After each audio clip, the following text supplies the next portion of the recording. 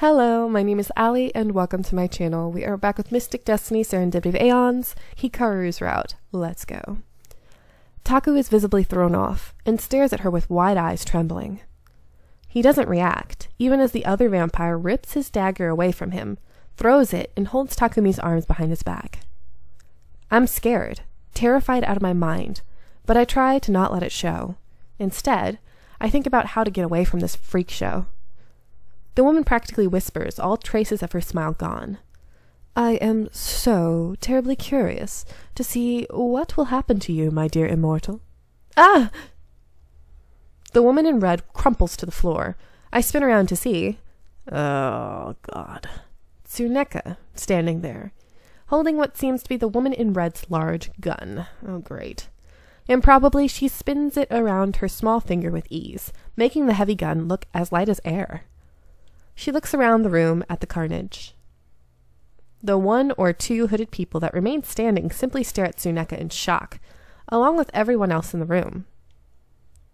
Tsuneka lets out a low whistle. Who are you? Takumi's question seems to catalyze the one of the hooded figures into action, and she lunges at Tsuneka with an inhuman roar. What? But Tsuneka only tilts her head and puts a tiny hand out with a smile. Where her hand stops, a ripple suddenly spreads through the air, outward and through everyone around her in a circle, including me. That sounds weird. I don't know why, it just feels like it's not written right, but it may just be me. No.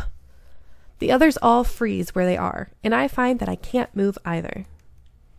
Completely still like a statue, yet I can still see I'm conscious. She must have stopped time. I will myself to move, to blink, but nothing happens. Really? People are so rude these days, don't you think? Well, I say these days, but in reality, people never change. Am I right, oh immortal sorceress? What to do here? I wanted to cause some trouble, but there's already so much. They're spoiling my fun. Fun? How is any of this fun? I don't like it. But it's cool. Tsuneka stops twirling the gun around. This thing must be a bit heavy, even for demon trash. Heavy enough to knock her out anyway. I wonder how it shoots. I can only watch as Tsuneka, lightning fast, spins around and throws her gun-wielding hand out. Holding the gun askew, Tsuneka shoots the time-frozen Takumi point-blank in the chest. What? No. Bang! I can't do anything. Not even scream.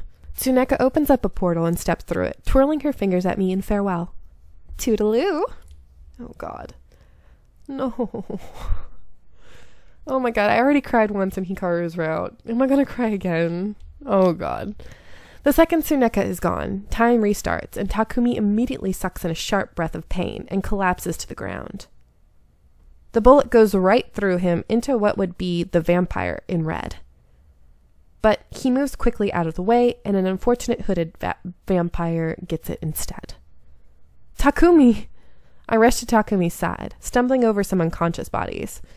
But the tiny winged woman makes it there first and props him up on her knees.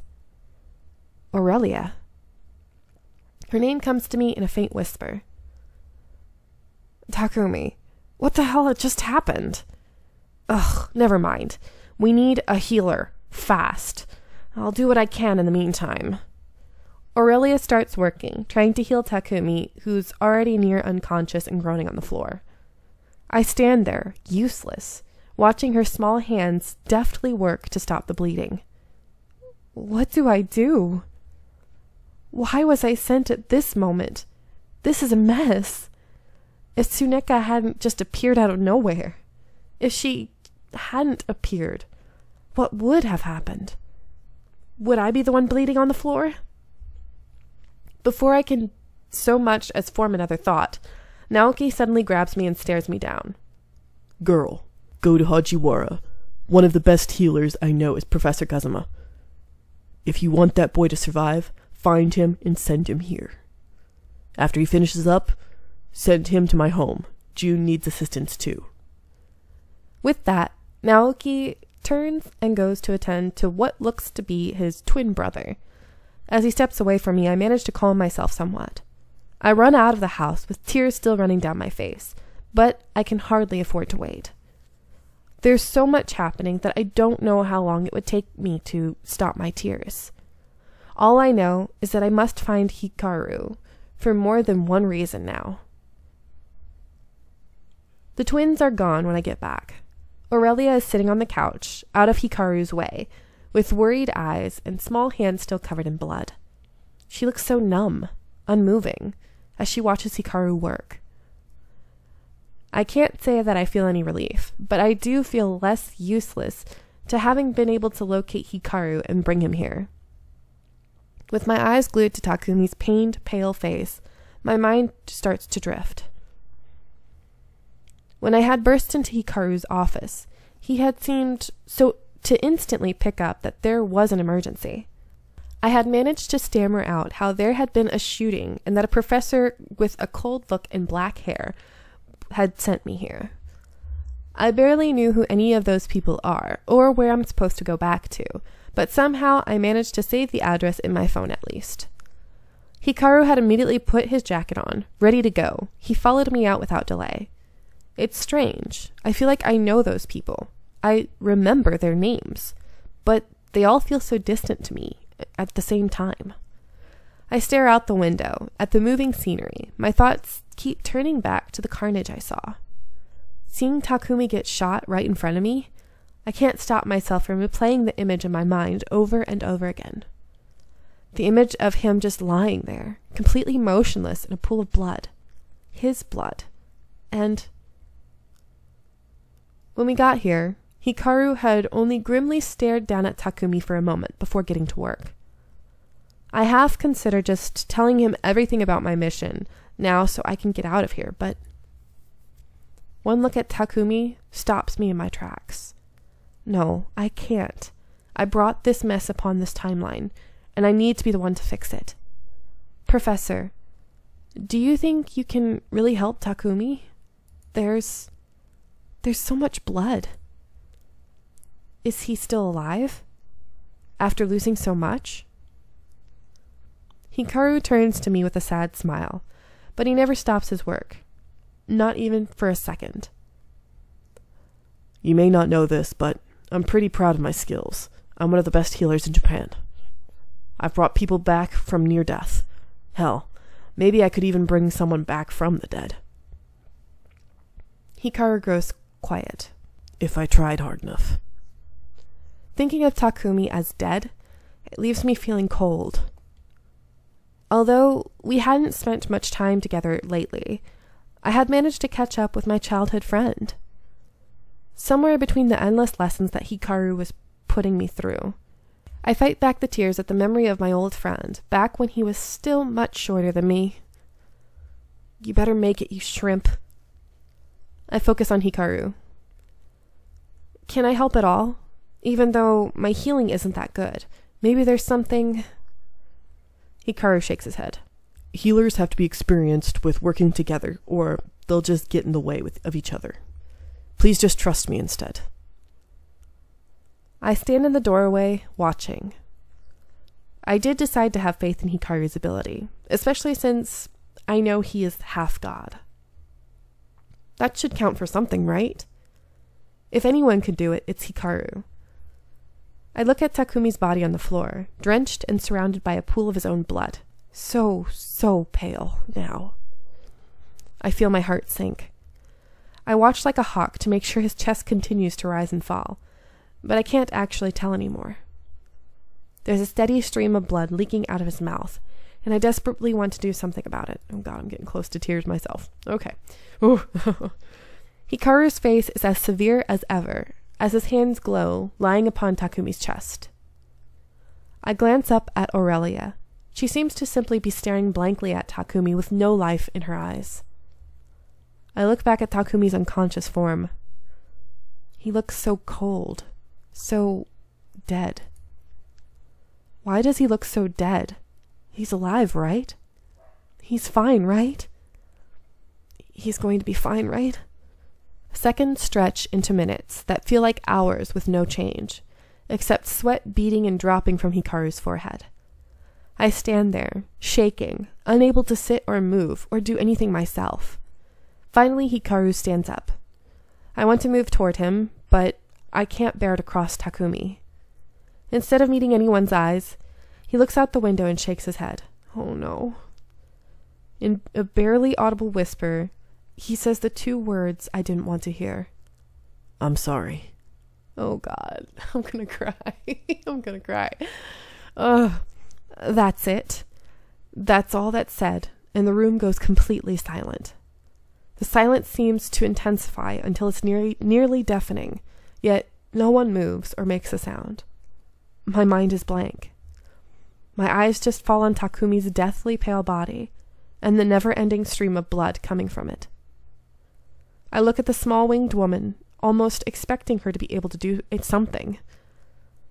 As if she, an actual denizen, I guess that's what it is, denizen, of this timeline, denying it, would somehow make the truth less real.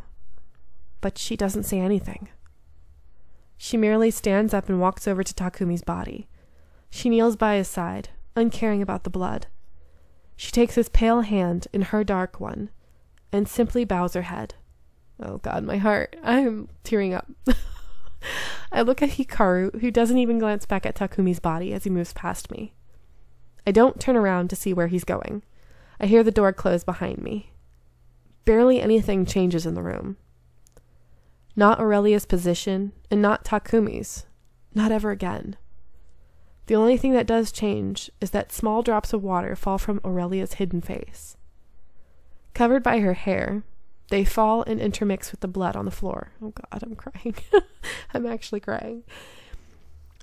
That's when something snaps. Something snaps in me. Something breaks, and I can't take it anymore. Can't take being in this room anymore. I spin around on my heel and head to the door, throwing it open. I stop outside in the hallway. He said he'd save him. He'd said to trust him. I can barely contain my anger. I want to scream and punch something. Someone. I'm going to find him. I storm down the hallway. I don't have to go far before I find Hikaru himself. I almost bypass him entirely. There's a huddled figure hiding in the shadows of Aurelia's building when I come out, and I pay no mind to it. Until I hear a choked-back sob rip through the night. I stop and look back. Hikaru? Oh, my heart. This makes it even worse. Oh, my God. Hikaru looks up, and I see that the pitiful form is in fact him, squatting down. He's holding himself in his arms, uncaring of his leather coat dragging on the wet ground. He looks away, seemingly ashamed, but doesn't change positions. Okay, we are going to say, "You promised." I stare down at his crouched down form, and at the seemingly endless stream of tears from his eyes. I find that it's hard to speak. I fight back my own tears. You promised. Yeah, I know I did. Why did you, if... All the anger I felt vanishes from my heart, leaving only the immense pain. It feels as if it's caught in a vice, slowly getting crushed. I turn and plop myself down on the ground, next to the crouching man. Thankfully, no one actually pays us any mind. Tears flow down my face before I even fully realize it. You said that you would save him. I whisper weakly. My voice cracks under the weight of tears. Hikaru doesn't answer this time. He doesn't have to. We remain like this in silence for a while, until he eventually begins to speak. It's times like this that I remember. I'm human too. I hold such limited power. I don't know what to say, or how to comfort him. I still can't entirely get over, or even accept the fact that he seems so emotionally shaken as well. Is he acting? No. Why would he be? Not after leaving like that. This isn't the first time it's happened. That I've failed to save someone. I always hope it'll be the last, but I'm so sorry. I've hurt you more than necessary by giving you false hope. Because I was overconfident. I'll remember just how weak I really am from now on. I'll pay penance however I can for the sin and others. I sense Hikaru's deep pain, but I don't feel like I can do anything to remotely touch it. I'm gonna let you guys go here, and oh my gosh. Oh, this is breaking my heart. I hope you are enjoying, and I'll see you in the next one. Bye.